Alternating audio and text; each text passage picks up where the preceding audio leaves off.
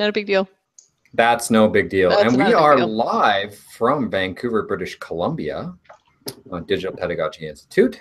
And I'm just going to hand things over to the on-site folks since I can't really see you. You're kind of small.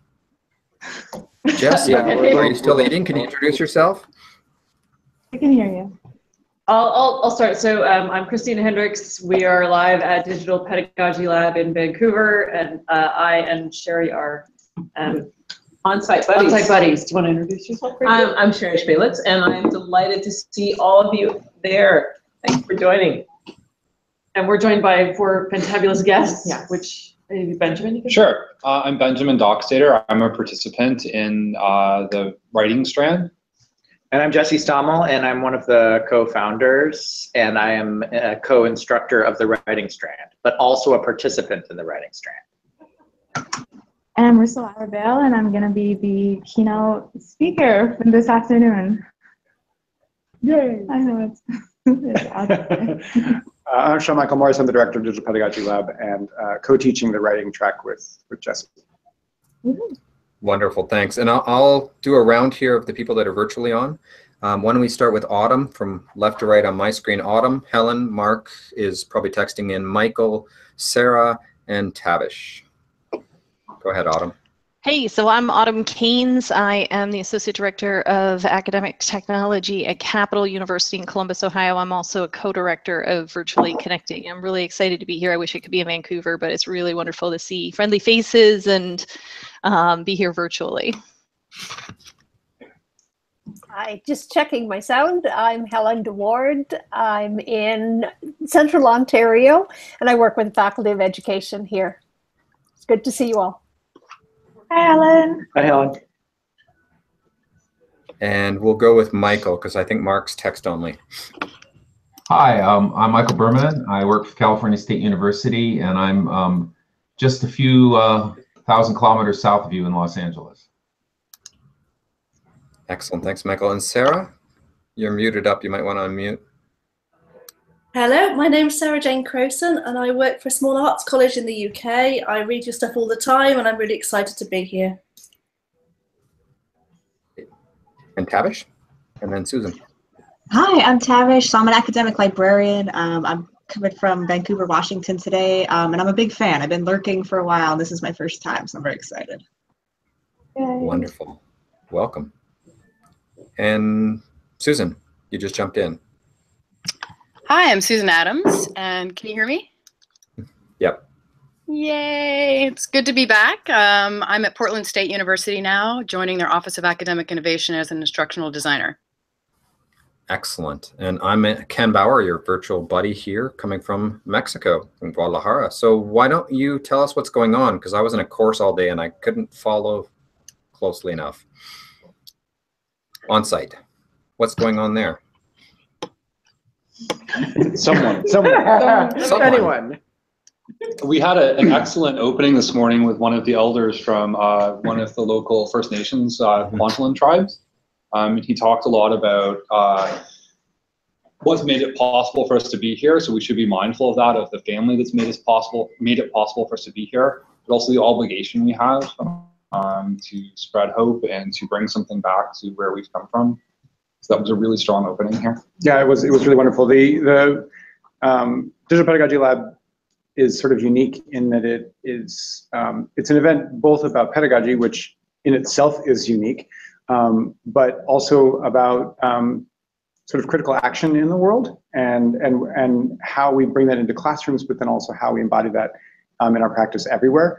And I think the opening this morning was tremendous in terms of kind of inviting us to think much bigger than just our jobs and our professions, and be thinking about the fact that what we do as teachers affects generations to come, and is incredibly important right now with the world and the sort of place that we're in, especially some of the politics and that kind of thing. The reason actually that we're in Vancouver, for those of you who aren't aware, the reason we're in Vancouver this year is because of the travel ban. In January, when Donald Trump put out the travel ban, the United States, Jesse and I realized that we needed to be able to move the Institute someplace where people could come. And so we, with the cooperation and great help of the people here at Kwantlen, we were able to have an institute here as well as the one we're having in Virginia. And it was pretty phenomenal. I mean, in essentially 2 weeks, it took us from the travel ban to announce a second institute. All of the people that were willing to make this happen extraordinarily quickly, including some of the people like in this room, like our Keynote, our Canadian Keynote, who agreed very quickly with us being able to give her very little details about what was even going to happen, when it was going to happen, where it was going to happen. We're just like, hey, so if this hypothetical thing happens, how would you like to be the headline in Keynote? So to see academics who are usually extraordinarily slow, academics and para-academics and alt-academics and non-academics, to see them move so quickly and pivot and sort of embrace this event has been really wonderful. I think for me was exactly what Jesse highlighted, the fact that after the travel ban, it was, and I don't really like calling it a travel ban because it was a Muslim ban, that kind of restricted my traveling. And even though I did a keynote in Colorado last month, the fact that, you know, what it took for us to travel and get there was just, we don't have to put up with this. And so when Jesse and Sean reached out and they said, you know, would you do this? And I said, yes, finally, I don't have to worry about, you know, how I'm going to travel and how safe I'm going to be and whether I'm going to be detained or if they're going to look at my timeline and see like anti-Trump sentiments and get detained for it. Like, for God's sake. So that was just, it's amazing. And that's what we're here for today. Whew, yeah, that was kind of. No, it's amazing how quickly that got put together, and we thank you all for that as well.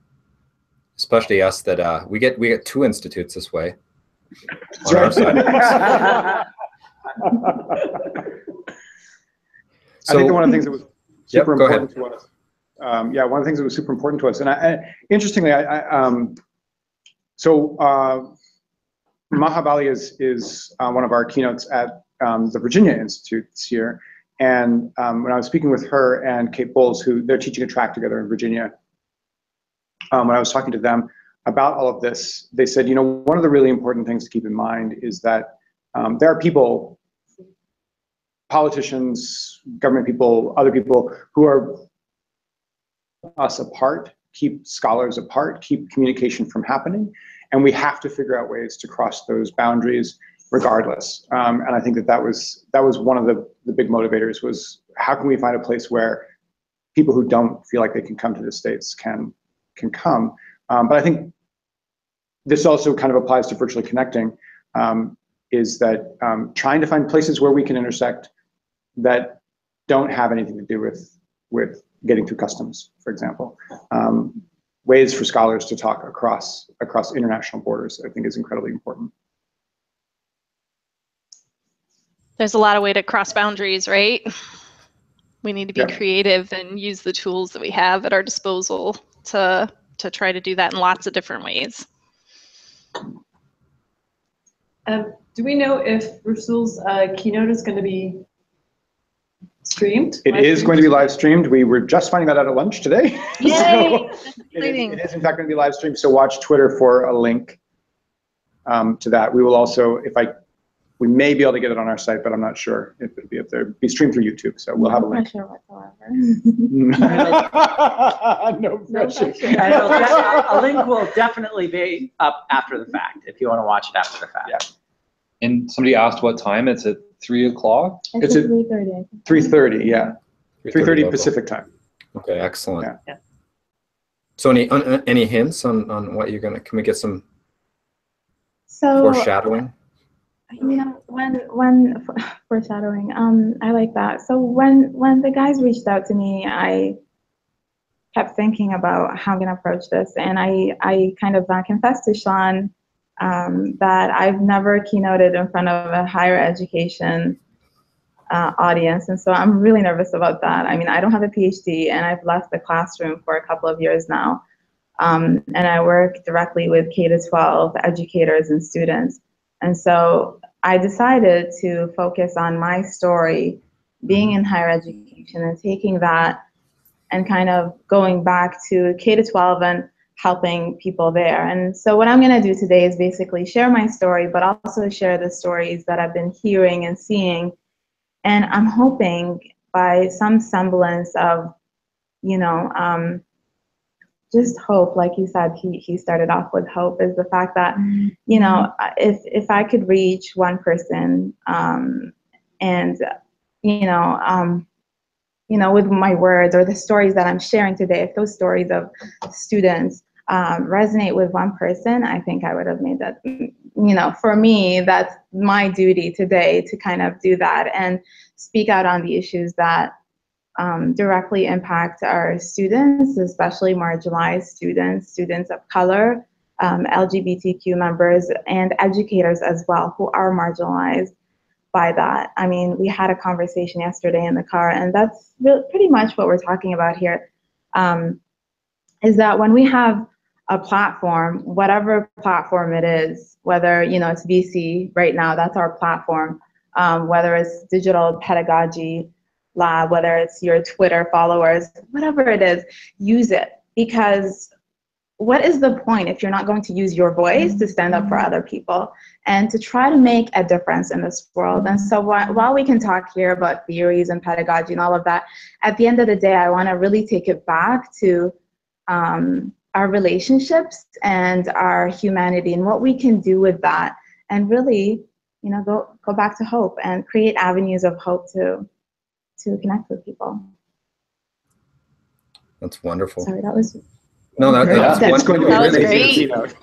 I was just talking to faculty today with so many of my colleagues aren't used to using these other platforms to deliver their message, or they don't think that they have a valid message to deliver, and getting people to get out there and deliver their own messages is really important.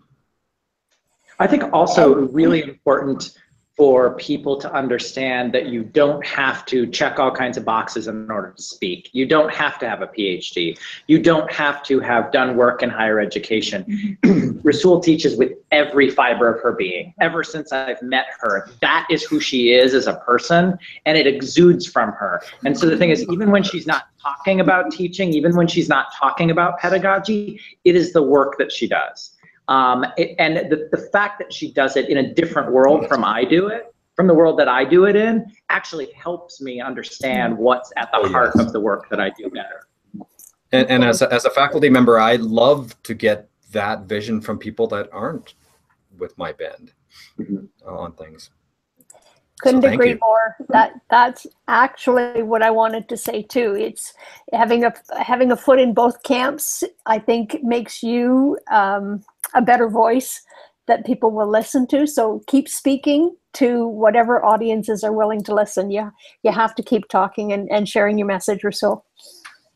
I would agree. If I can add to that, I think that's brilliant. And I think there comes a point where we, as educators from whatever background, and I'm also from a schools background, we think, well, should I speak? Have I the right to speak? But then if we don't speak, who is going to speak for us? Exactly. What is lovely is that you are speaking for, and then we will listen and we can understand and we can grow and we can learn. Yeah. And the idea is to, I always think back, you know, most keynotes, you walk away, I don't often walk away having learned anything new, but I do walk away with inspiration. I walk away with feeling like, hey, someone just feels the same way that I do, or they've been through the same thing, and, you know, we're in this struggle together, and now we want to fight it or do something about it. And so, you know, I try to remind myself as a speaker that oftentimes most keynotes, you don't learn something, you don't take notes, and, you know, try to memorize that. But it's just the connection and that feeling that you get from the person. Goes back to just, you know, a community, definitely, right? Yeah. Definitely agree. Michael, did you want to come in with your?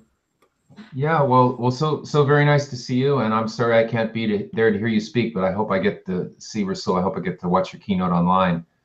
I have a question for you that as you were talking about your experience having been in higher education and then moving to K-12, I wonder if you could reflect on, and this may perhaps be something you're going to talk about in your keynote, but what would you, if you look at yourself when you were in higher education and now being in K-12, what do you wish you knew then that you know now because of your experience in K-12 that you can bring back to us to think differently about how we work with our students? What wisdom can you offer us based on that? The one thing that always stands out to me is that it's not the student's fault that they don't know something. For example, I used to teach first-year college students literature and composition. And oftentimes when I'm sitting in the office and I constantly hear faculty members complaining about, why don't they just get it? How to write a paragraph, how to write an essay? Why don't they know how to cite? Why don't they, understand this? And, I go over and it's like, shouldn't they have learned this in high school? Or didn't they pay attention in high school? And I often think that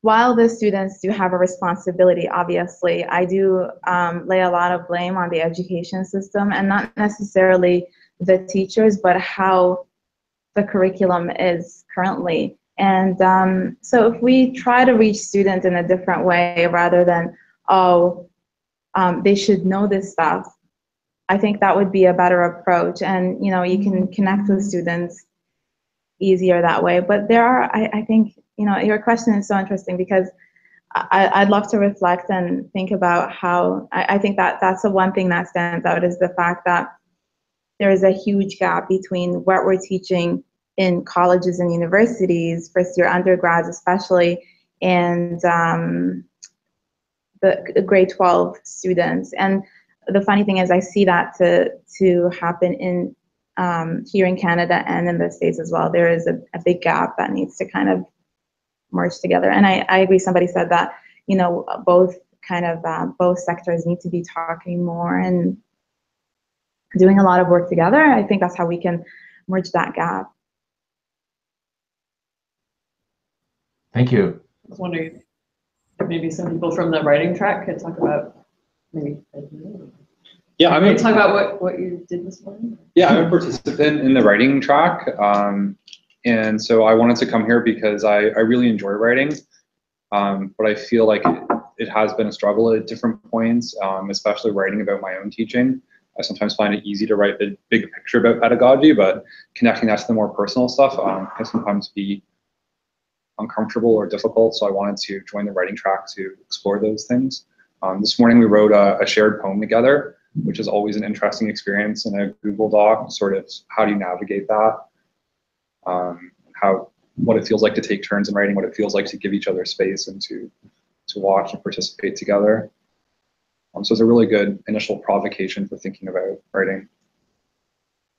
Can you say a little bit about why you chose the writing track? And I'll preface this a little bit because Benjamin is actually a writer that just recently came to my attention, relatively recently, and I think your voice is fantastic, and I've done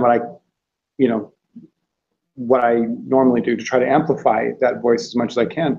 And I was thrilled when you signed up for our track. I mean, when you came to Vancouver, and then you also signed up for a track. But I am curious about that because you are writing. You do have a public voice. And so, what about the writing track itself that was interesting to you? Yeah, it's interesting because I actually teach writing. So I teach middle school, grade 8 and 9 kids, and I find it's really interesting to be somebody in that position of teaching writing and writing. Mm-hmm. And I realized there's a few things. So I realized, one, that I never had a really strong writing course that I took that I felt like really taught me how to write. I felt like there was a lot of times in university where I really struggled and felt like I was behind with the writing, that I could read really well, but I had difficulty with the writing part. So in part I wanted some good pedagogy about it, but also I was hoping for people to connect with other people who care about writing. I think that's a huge draw for me, is to be in a room with other people who are there saying, I want to learn more about writing. But also, I really enjoy the way you frame the hybrid pedagogy journal. I forget exactly what it was, but it was something about how in the editing process that the journal believes that everybody has a story to tell, and it's about helping people to tell that story. And sometimes I feel like I have stories to tell, but I need help figuring out how to tell them. So yeah, that's why I wanted to come. Great. I didn't know you teach grade 8. Yeah, grade 8 and 9, yeah. That's awesome. Yeah. I thought you were also in teaching university students. No, I'm in Brussels, teaching at an international school. Yeah, I knew Yeah, Brussels. yeah. That's awesome. Oh, just for people who didn't know, yeah. Amazing. Yeah, it's a lot of fun working with kids that age with writing. Yeah. I had one student who their goal for the first semester was just to be able to get words down. Yep. And so that was just like a huge achievement. And yeah, and Sean brought this up earlier, but I share this feeling with Sean that sometimes teaching writing is just about getting people not to hate writing. Like honestly, getting them to just enjoy the process of writing. And I don't there is no secret sauce that's different for K through 12 teachers, K through 12 students, higher ed students, higher ed teachers, expert writers, non-expert writers. We all struggle with a lot of the same things, and we all struggle with the question of why am I doing this at all? How do I get up to a place where I enjoy this more? And so to some degree, I think just getting people to enjoy the process a little bit better and be able to sit in their own process, because their own process is usually different from other people's, it's what it's about. It's why writing has always, even though I've taught writing for a long time, it's always felt a little like a nebulous subject. I'm not sure what the subject of writing is. And in fact, it's eluding my grasp is exactly the reason why I like teaching it. Because at just the point that I think I figured out what writing is for myself, for my pedagogy, it's just slipped right out of my grasp. For me, it's a lot about voice. And I think that is actually one of the reasons why it ties in well with Digital Pedagogy Lab, because I think that digital pedagogy and critical pedagogy, or critical digital pedagogy, is a lot about helping students find their voice, their agency, and so having an event where we can have folks who are working on amplifying their own voice or finding public voice, and keynotes who have such strong voices and can encourage others to have strong voices too, is incredibly important to what we do here. I think finding your voice. I was going to interject and let Tavish speak here, since we try to include the virtual. Speaking of Tavish, voices. Tavish is new to virtual connecting. Go ahead, Tavish. You're muted. There we go. I am, thank you. So this relates to what we're talking about now, but also Rusul's earlier point. I was just thinking about the way that narratives get controlled based on like how friendly a space is or not. And I know Jesse's written about this a lot, sort of that student shaming idea, and it's different, like being a librarian, it's different than what I hear from people who are in the classroom full time. So a few months ago at a librarian conference, one of the big national ones, there was a big presentation by a big institution, and they had a slide up, and it was about what students should know and what they come into college not knowing, and there was some language in there and calling them our sweet dum-dums. And so it was really upsetting, and a lot of people very tactfully and politely kind of draw attention to how harmful that kind of language is, and an apology was issued, but it was very much oh, sorry, we didn't mean to offend anybody, but it just harkens back to what we were kind of talking about earlier about like who is participating in these spaces and who feels welcome and who's controlling the narrative. And it reminded me a lot of Jesse's work of like students, and there were students at this conference. There were undergraduate students attending this conference, and I mean, if you're a student and you see that, like people talking about you as a sweet dum-dum, like it's just, and I know Sean has also written a lot about this of like who belongs and who doesn't, and who feels comfortable or who might not, and harkening back to that, well, I don't have a PhD, or I'm not a faculty member, or I'm staff, or maybe I don't work in higher education at all. Like, so just thinking about the way that those narratives get shaped and what stories get told and how we hear things that really kind of shape. And in the library side, since the library world is very homogenized, a lot of these really toxic, harmful things, I hate to say it, like really get perpetuated. And I know it's bad on the teaching side as well, but I just thought it was interesting, and it reminded me of several points that got made by Rusul, but also Susan.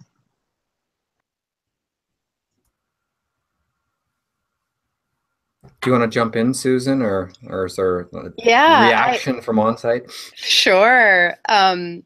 You know, I just went to a conference on e-portfolios that was talking about reflective practice, and they even used the word Eportfolio Pedagogy.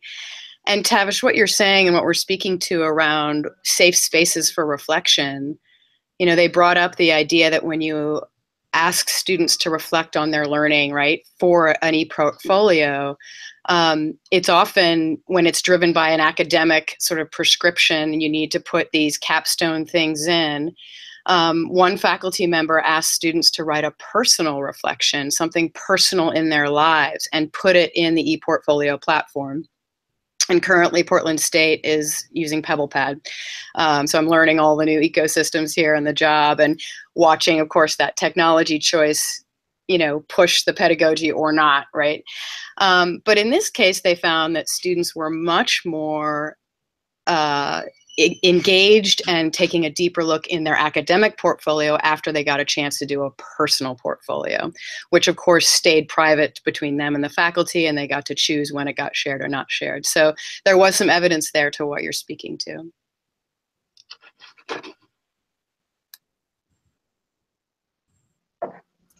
Silence. I'm mindful of the time, so I don't know how long we'll... Yeah, I was just thinking that as well. Do you have another point? I had one out, but I forgot. But hold on, let me just remember and collect my thoughts. Going back to your point about how students are more motivated when they have, you know, when they work on their own personal e-portfolio.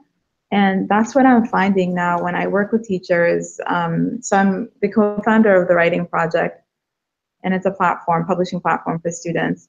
And when we work with teachers who want their students to start blogging, oftentimes when, and the teachers are telling me this, so there's no research or study, and I'm hoping that, you know, as we develop this becomes something that's more tangible, but I'm seeing that when teachers assign a topic, for example, and they have students blog about it, they're not really motivated to connect and talk about the topic, but when the topic is personal, so it's, you know, write a story about this, or how do you relate to this topic, or something that's more reflective, students are more inclined to not only start blogging, but then engage in other topics as well. So it's so interesting, the fact that, you know, and it goes back to, again, you know, choice. I think choice has a lot to do with voice, is that when you're giving those options, you become more confident as a writer and even as a speaker, as an educator.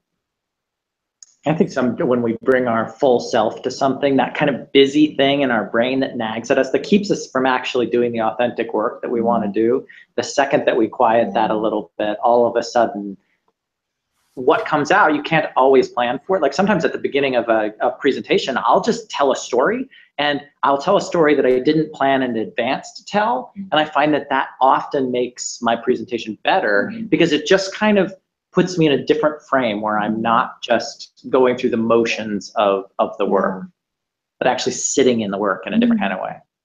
Yeah. So I think that at least Sean and I have to head out. I think we all have to go. Thank you guys so much. I'll let you dial out. Thanks so much, Rusul and Benjamin, and Sean and Jesse, Christina and Sherry, for joining us today. Thank you so much. And those of us online virtually, we can continue the conversation. There's no people down there. Thank you so much. Thank you so much. Enjoy Vancouver. I wish I was there. Thank you. Yeah, thank you. I was just reading some of the comments. My old white student perspective is not as welcome in the classroom. Wonderful. We're still recording. This is the kind of the post show. Usually the on-site people have to leave early. I'm glad I could get everyone's voice in here quick on this show. Sometimes it doesn't happen. Thoughts, people? We can all pretty well go open mic now as well. So I was thinking a lot about the idea of ownership in all of that, right? And that that's why I love the domain of one's own projects, because it has that idea of ownership built right into it. And ownership is a troubled term to begin with. what do you really own at the end of the day, right? Even if you own a home, you usually pay taxes on it, or, you know, there's always, you know, these little bits and pieces that, but that idea of having that authentic voice and making things personal and bringing things, you know, to a closer place. And it's not just the student reflecting on this cold external thing, but really making it, you know, their own. For me, that really speaks back to that ownership piece. Yeah, definitely. I would go back to ideas of authenticity being hugely important here. Something that's real, that can be constructed and co-constructed in a safe space. Ideas perhaps as well of the unfinished conversation, the lack of need for a resolved point, which I think students find very difficult, and that opens up dialogue, and perhaps also the need to bring in different kind of modes of articulation to enable students to draw their ideas as well as to write them. I was going to bring back in Mark's comment as well. I was trying to find it here, that he spent the week asking educators if they teach reflective writing before asking students to reflect on their e-portfolios, and most didn't understand why he was asking. That was a really good point.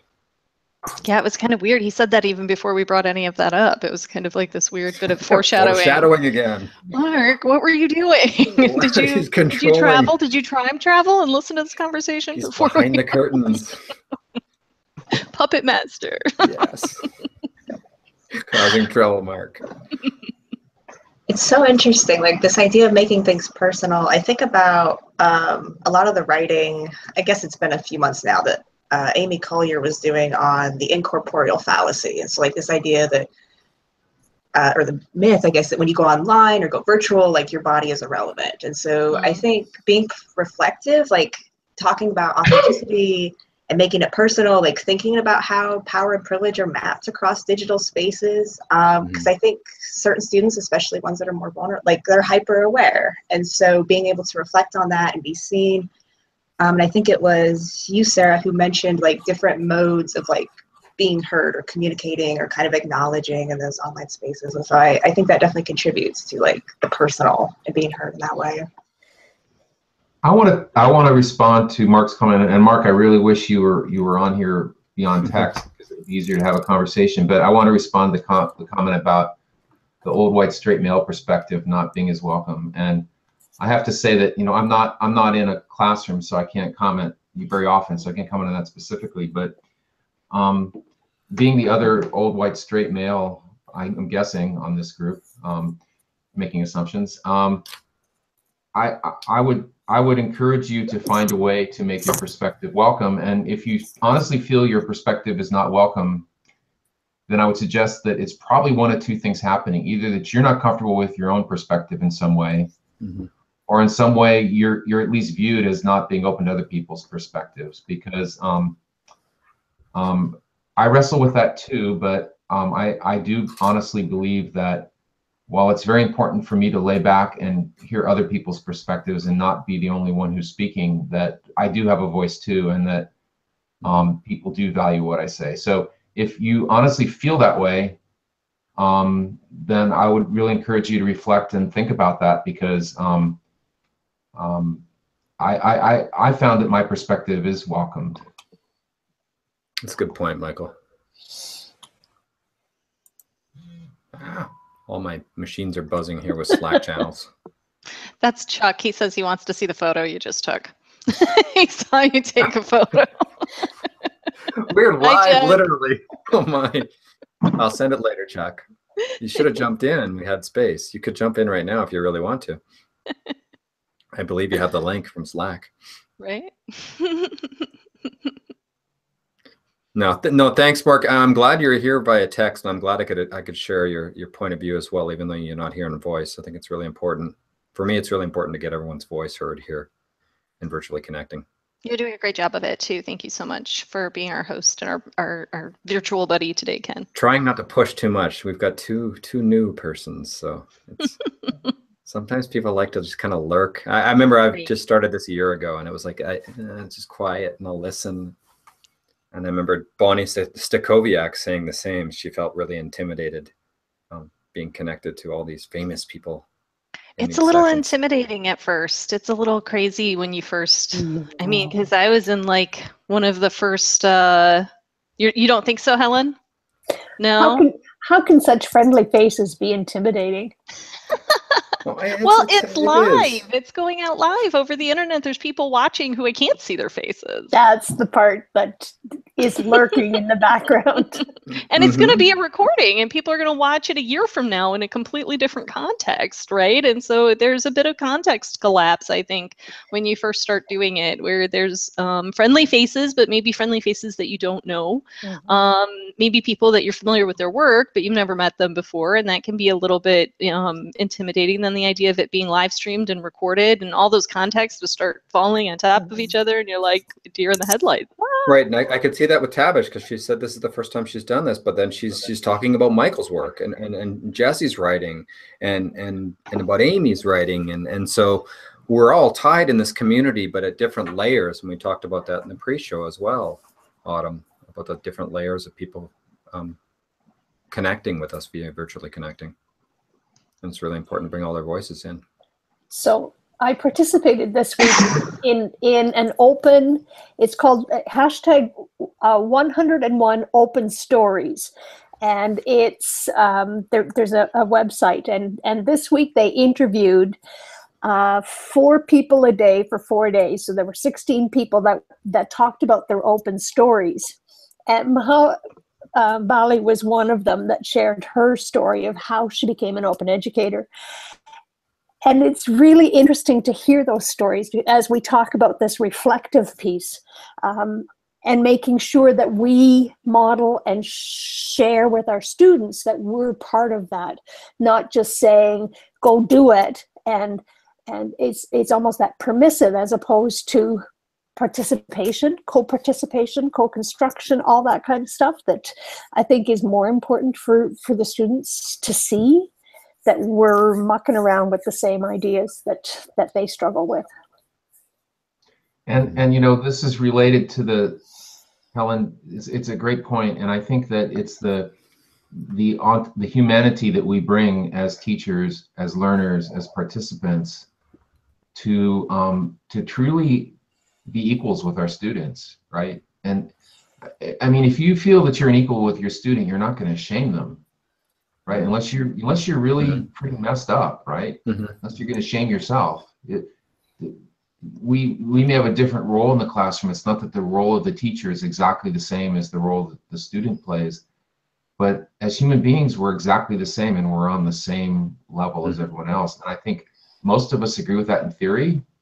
But I think that when we can bring that into our teaching, we can bring it into our dialogue, then it doesn't matter that Rusul doesn't have a PhD. It's completely irrelevant. It has nothing to do with what she has to offer as a human being. It might mean she's precluded from playing certain roles for reasons that are good or bad, and we could debate whether those are valid reasons or not. But it has nothing at all to do with her as a person, or how she dresses, or what country she comes from. None of that has anything to do with what she contributes as a human being. And I think all of us, including the old white guys, have to learn to be comfortable in our own skins and just say, you know, and what I have to contribute is real, but it's not, it doesn't come from my status because I can shut you down because I'm an old white guy, or because I have a certain role in the university, an administrator or something. I mean, if I do that, that's evil. But if I simply proceed from my own humanity, that's a good thing. And we all spend our whole lives learning how to do that. It doesn't come naturally for most of us. But I loved what I wrote down, what a couple of things that Sean said. Great. One is, when you have a platform, use it. I love that. And I think it was him, or was it Rusul who said that? I think it was Rusul said that one, yeah. And then and to about what we can do with our humanity, create avenues of hope. But then also what Sean said something about when we bring our full self to something, it helps to quiet that busy voice inside. I love that. I'm gonna read that out, because that's, I mean, it doesn't, that's why it's all about, you know, it doesn't matter whether you're meditating, doing yoga, or writing, or teaching, or driving in traffic. If you can bring your full self, then you can quiet that voice that says, I'm not good enough, I'm not powerful enough, nobody cares what I think, and just be. It's beautiful, just beautiful statement. Oh, it is beautiful. Shout out to Chuck on that one in our introvert meetings. But I was talking to Autumn about that before, that virtually connecting does that for some of us. I'm getting an echo from someone.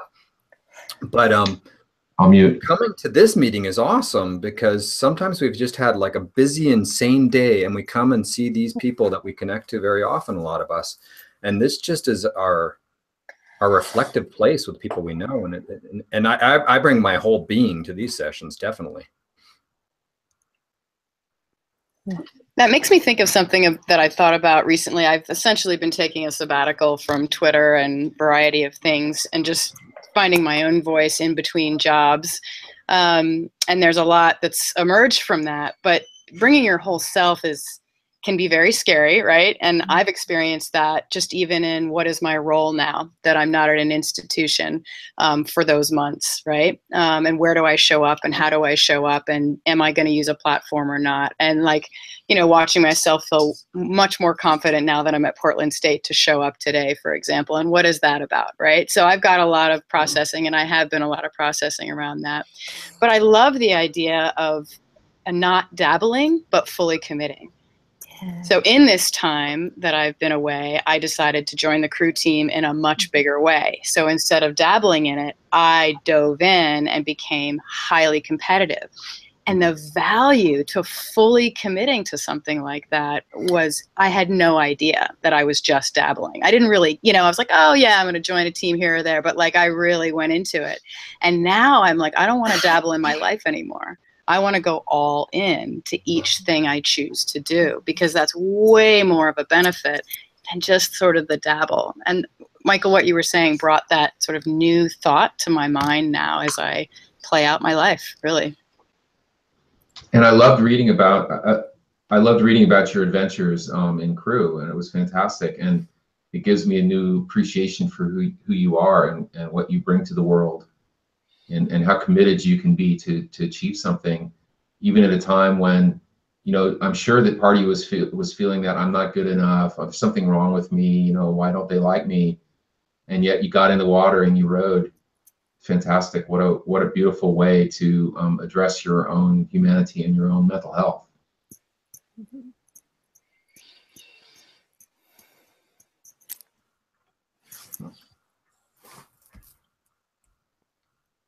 Was muted there. We got all silent there. Anything else to add? Should we wrap up, folks? Or anyone can always drop out of these at any time, by the way. These after shows go from like 2 minutes to, or even 2 seconds. Sometimes we all run to an hour in the epic ones. No? I'm going to volunteer to drop off. So yeah. Okay. Thank you so much for jumping in, Michael, and thanks for letting me know I screwed up the link. Hey, I'm glad non-existent. I got in. Thank you. Thanks. Just so glad we got together. Thanks so much, Ken.